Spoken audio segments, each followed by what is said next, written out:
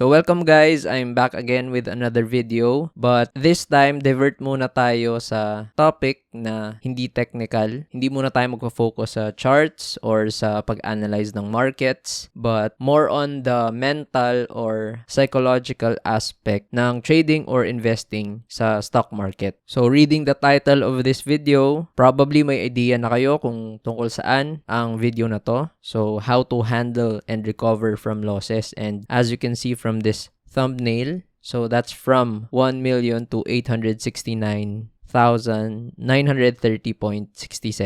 So if you were able to see yung post ko sa community tab ng channel ko, so nasabi ko dun nga na the PSEI has been down by about -4% since the start of the year, no? And for the past few months, walang ibang ginawa yung market natin kundi magkaroon ng maliit na price rally dito, tapos magkakaroon ng bentahan. So basically, ilang buwan na tayong nasa consolidation, no? So dahil dito, prone na magkaroon ng losses sa overall portfolio ng mga traders and investors alike. So lalo na sa mga beginners at mga newbies. And we call this phase as drawdown. So sabi ko nga kanina, no, naisip ko na why not create a video na tungkol sa drawdowns and not just the technical side of things when it comes to the stock market. And baka sakaling makatulong sa mga viewers and subscribers who are currently experiencing drawdowns for this year. So this video is about a personal story of mine where I experienced around -13%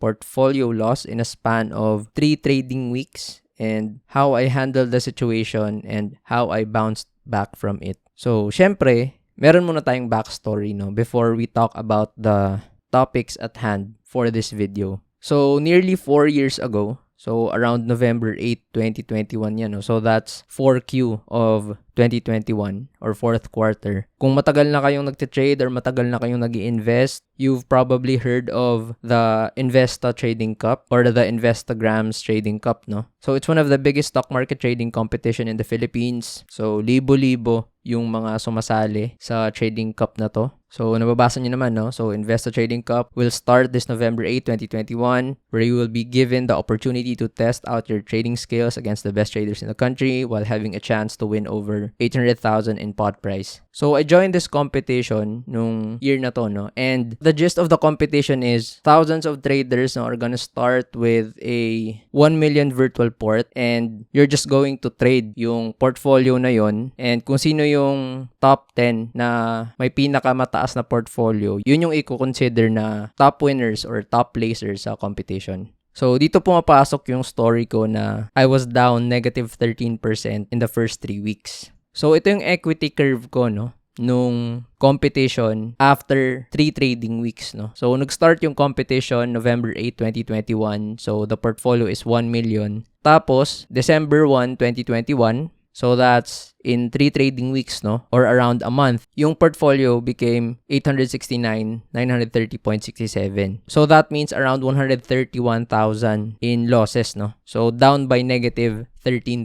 So clearly, there was something wrong with my trading kasi in a span of just 3 trading weeks, no, or nearly 1 month, -13% na. Kung around single digits lang sana yung drawdown na yan, pwede ko pang masabi na hindi lang nag-work sa period na to yung trading strategy, no, or sobrang down ng market. Pero more than 10% decrease, there's definitely something wrong. And it's a possibility na na-experience na rin to before or currently you're experiencing it, no? Nakailang trades ka na, down pa rin yung port mo. Ang tagal mo nang nag-invest sa stock na to, tapos overall, down talaga yung portfolio mo. So, definitely, no, there's something wrong. So, what do you do when you are in a drawdown? So, dito na papasok yung part 1 ng discussion natin ng how to handle and recover from losses, no? Since you already have a brief background ng story kung ano yung pinag-uusapan ko. So, the first step on handling and recovering from your losses is to first identify the reasons why you are losing money. So, gaya nga ng sabi ko kanina, no? Kapag yung losses mo maliit lang, no, there's a high probability or high chance na hindi lang talaga nag-work sa sitwasyon ngayon yung strategy mo, or may nagawa kang minor na mistake, or the market is really in a bearish condition. Kasi hindi naman lagi na kumikita ka talaga sa market, no? May mga ups and downs yan. But if you're losing money na either a lot or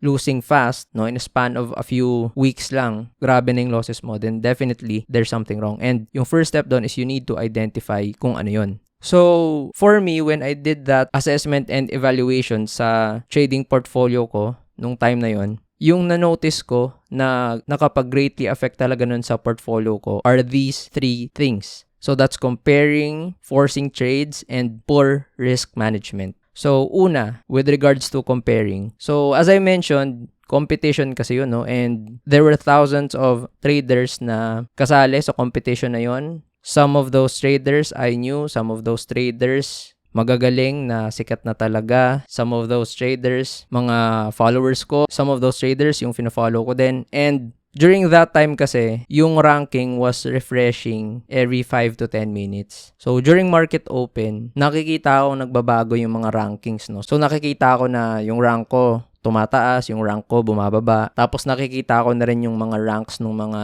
ibang traders na tumataas na. And I noticed na first day pa lang nagkakaroon na sila ng matataas na gains sa overall portfolio nila. Kasi yung rankings no, nakikita mo na si trader na ganito up na yung portfolio niya ng 1%, si trader na ganito up na yung portfolio niya ng 2%. So, nung nakikita ko yung mga rankings na yun, so nakikita ko na naiiwan ako pagdating sa pag-increase ng portfolio. So, of course, yung naisip ko is I was about to lose yung competition kasi ang dami nang nauuna sa akin eh. So, ang ending, napaisip ako ng mga strategies or tingnan ko yung mga ibang stocks na hindi ko naman usually kinoconsider sa trades in order to catch up no dun sa mga rankings ng mga other traders. So, that led to yung pangalawa kong mistake which is forcing trades. So, ano ba yung ibig sabihin when you're forcing trades? So, halimbawa, trader ka that you only buy on stocks that are uptrending. So, yun pa lang yung setup na pinag-aaralan mo or napag-aralan mo na.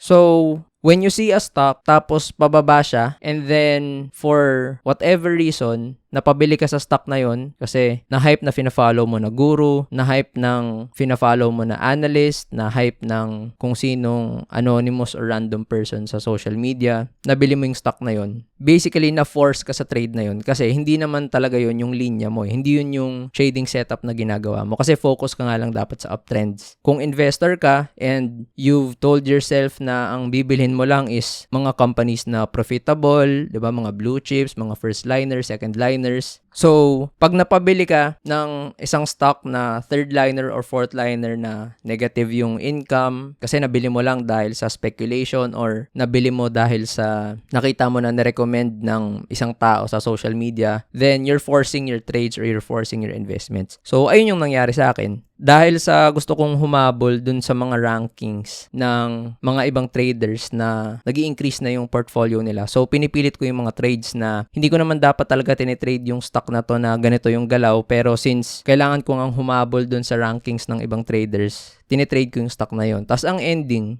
napapakatloss lang ako or di kaya nagne-negative yung portfolio kasi hawak ko yung stock tapos bumababa siya kasi hindi ko naman alam or hindi ko gamay masyado yung ganong type ng stocks or yung ganong type ng trades. And of course, since meron ako mga stocks na hindi ko pa alam nun kung paano i-trade or mga trading setups or trading ideas na hindi ko pa talaga expertise or wala pa akong mastery doon, yung risk management ko nasira din. So usually kasi at a given time, ang hawak kong stocks is kung ilan yung portfolio. Usually 4 to 5 stocks yung nahawakan ko, no? So, ang nangyari nung time na yun sa competition, yung buong portfolio ko halos divided lang into 3 stocks. So, napupuruhan ko a third ng portfolio talaga sa mga stocks na yun, no? So, ang nangyari, hindi ko alam yung stock or hindi ko alam yung trading setup. Tapos, ang laki pa nung allocation ko. So, ang nangyayari, pag nag-negative yung trade, syempre mas malaki yung losses ko kasi nga, mataas yung chance na mawawalan ako ng pera doon kasi hindi ko alam kung paano i-trade, tapos ang taas pa ng allocation ko. So, ang nangyayari, double whammy, di ba?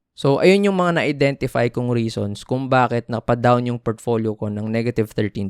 So, the question is, what's next when you identified already the reasons kung bakit nawawalan ka ng pera? So, sa akin, yun yung mga reasons ko. For you guys, no, it could probably be the same. Hindi ka marunong mag-allocate ng maayos. So, that's a problem with risk management. Ibig sabihin, sa isang stock, pwedeng 100% ng portfolio mo. Sa isang stock, 50% ng portfolio mo, 'di ba? Or 40%. Tapos, minsan wala pang cut loss, 'di ba? Hindi ka nagde-decide na mag-cut ng losses mo. Tapos, wala kang trading system pag may nakita kang stock na pataas or may nakita kang stock na hina-hype, nadadala ka tapos na-force mo yung trades mo. So, when you already identified the reasons kung bakit ka nag-lose ng money at nag-negative yung portfolio mo, the second step is to stop doing things that cost yung drawdown in the first place, and you should keep learning. So, in my case, nung na-identify ko na yun yung main reason kung bakit ginagawa ko yung ibang mga mali ko sa trade allocation, sa risk management, sa pag-force ng trades, lahat yun nag-stem sa pagbantay ko ng rankings during the competition. So, ang ginawa ko nun,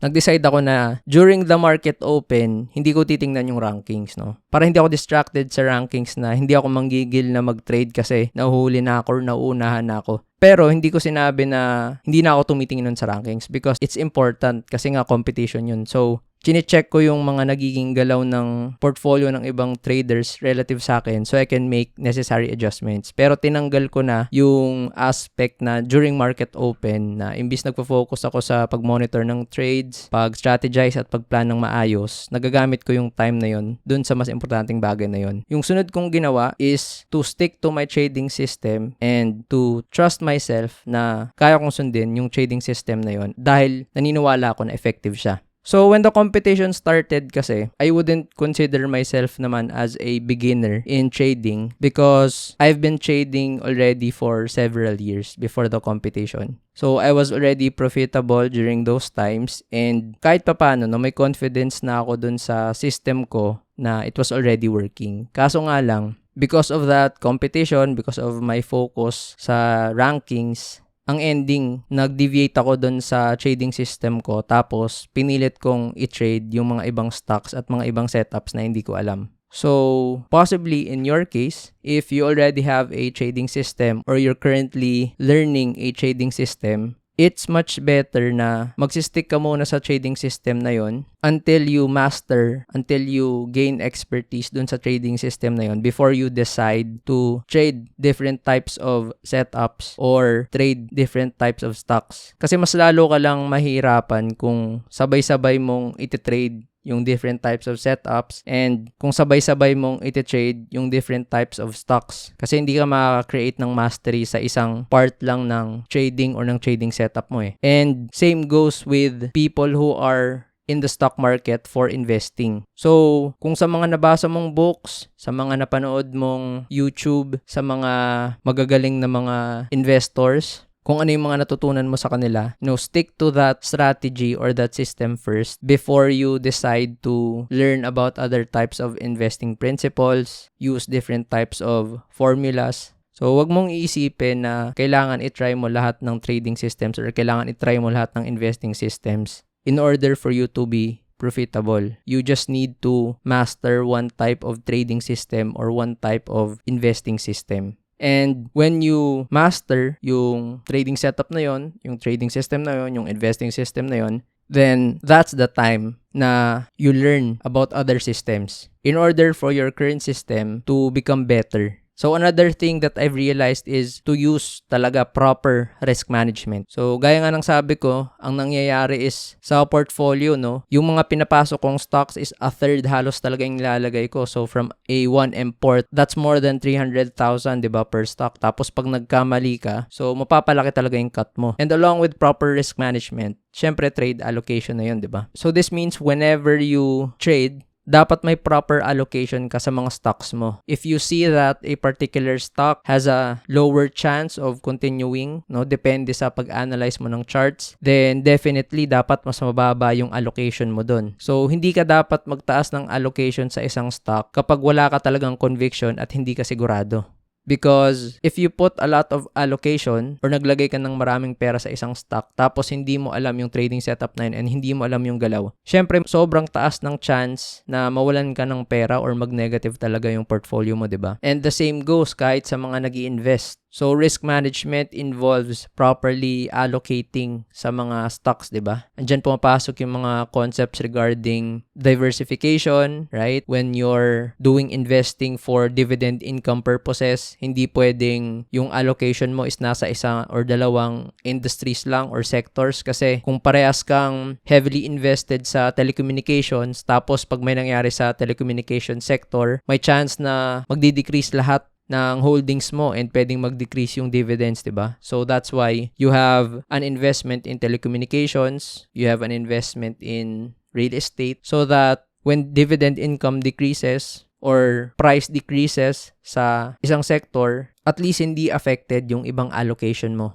diba? Sa ibang sectors or sa ibang industries. So that's how it works pagdating sa investing, no, for dividend income. So in my case, gaya nga ng sabi ko kanina, during the competition, I decided na hindi ko masyadong pupuruhan, no, yung mga stocks na hindi ko masyadong gamay, yung mga trading setups na hindi ko gamay, hindi ko masyadong lalagyan ng allocation yon. Yung mga pupuruhan ko, yung mga stocks na talagang alam kong may conviction ako at mataas yung chance na tataas siya. And for the most part, I seldom held 3 stocks sa port ko, no? Talagang ang allocation is 20 to 25%.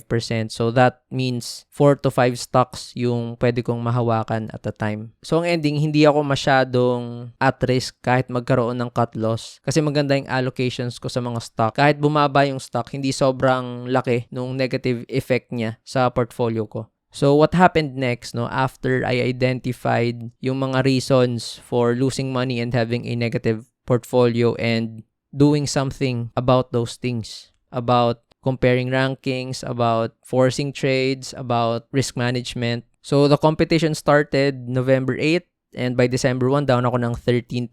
So ito na yung equity curve ko starting December 1 up to the end of the competition. So December 1, 2021, ayun nga, 869,930.67, and by the end of the competition around January 28, 2022, yung equity reached around 1.38 million. So that's up by around 59.01% after that nearly 2-month period. So that means from November 8 up to January 28, so that's nearly 3 months, yung naging total return is 38.33%, diba? So, medyo nakakahinayang lang isipin kung hindi sana ako nagkaroon ng losses sa first part ng competition, kung hindi ako nagka-drawdown ng negative 13%, then it's a possibility na mas mataas pa yung naging total return ko and nag more than 50% pa, diba? So, step 3 is to reevaluate and reflect on the things that you've done or yung outcome. So, bakit? So, when it comes to trading, when it comes to investing, no, in the stock market, hindi kasi pwede na sa losses ka lang magre-reflect at mag-evaluate ng sarili mo. So, kailangan mo din gawin when you recover from your losses or when you become profitable because dun mo rin malalaman kung ano yung mga ginagawa mong tama. So, you have a basis on what works and what you can further improve sa sarili mo. Because when you find out kung ano yung tama mong ginagawa sa mga trades mo, sa mga investments mo, mas na-fortify mo yung trading or yung investing system mo nun because you will have this framework on what works for you and what doesn't work. So, halimbawa sa akin, ang dami kong mga ginawang forced trades during that span. So, basta umakyat yung stock, hinahabol ko or tinitrade ko kahit hindi ko naman alam yung setup na yon or kahit hindi ako familiar sa stock na yon. So, nung na-identify ko yon na yun yung problema, tapos tinigil ko yung ganong habit na paghabol ng mga stocks at pag-trade ng mga setups na hindi ko alam. So, gumanda yung portfolio ko and gumanda yung takbo ng trading. So, alam ko na dapat hindi ko ginagawa yung pag-trade ng mga stocks na hindi ko alam at pag-trade ng mga setups na wala pa akong expertise or wala pa akong mastery. So, basically, dapat nag-stay lang ako muna sa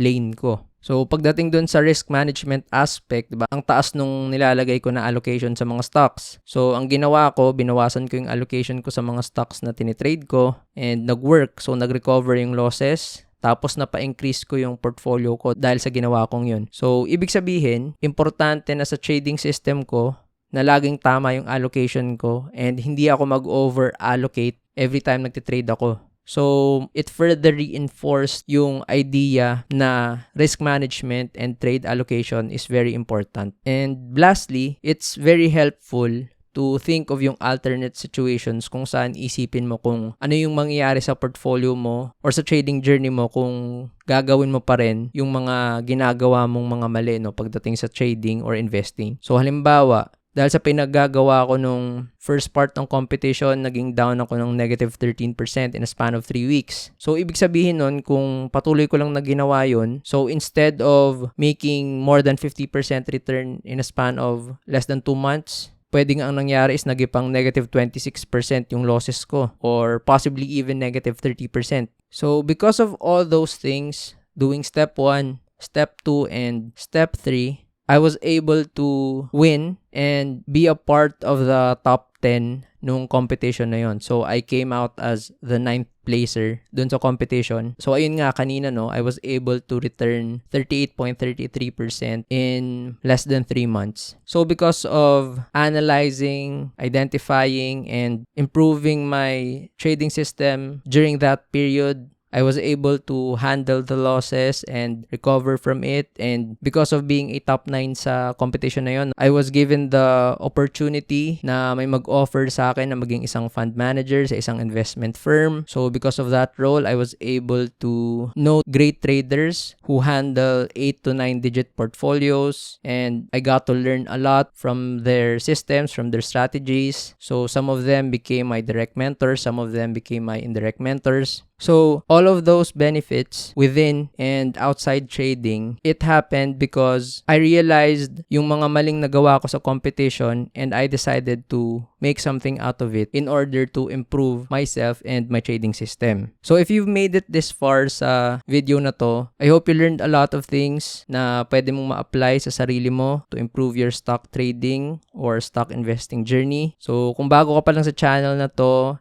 and this video brought you value, so consider liking this video, subscribing to this channel, and share your thoughts sa comment section about losses or about handling losses and recovering from them. And kung matagal ka ng subscriber sa channel na to, so maraming salamat sa patuloy na suporta at pagsubaybay sa channel na to. So ayun lang, catch you again on the next video and thank you for watching this video.